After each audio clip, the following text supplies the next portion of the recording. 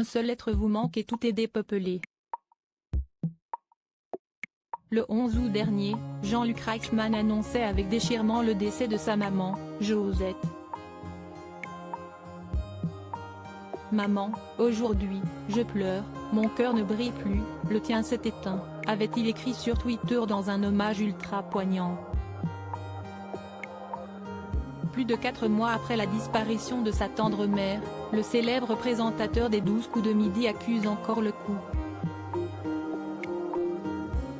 Preuve en est l'interview qu'il a accordée à Télécable-Sat dans laquelle il a évoqué les prochaines fêtes de fin d'année. Un moment qu'il semble appréhender particulièrement. Si est-il très douloureux, cette année, a-t-il commencé, avant d'ajouter, ce ne sera pas un Noël comme les autres puisque j'ai perdu ma maman. Malgré la douleur, le comédien de 62 ans compte bien profiter de ses proches, et plus précisément de la famille de sa compagne, Nathalie Lecoutre.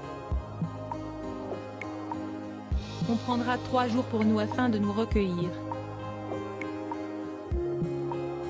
Noël est synonyme de famille.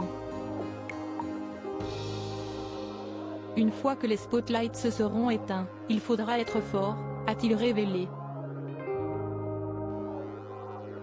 Et si aujourd'hui Jean-Luc Reichmann redoute autant ce premier Noël sans sa maman, c'est avant tout parce qu'il entretenait une relation fusionnelle avec cette dernière.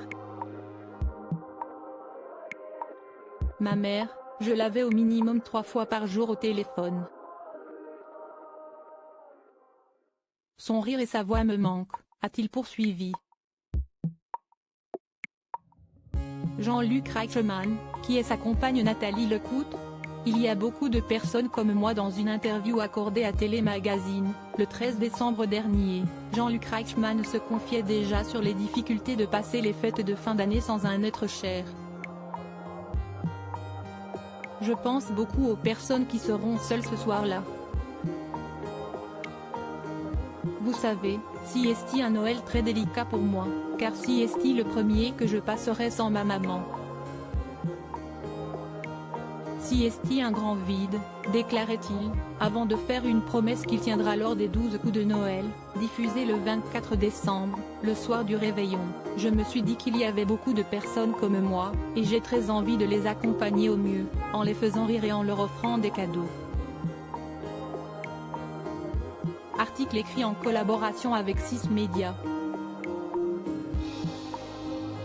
Crédit Photo, agence.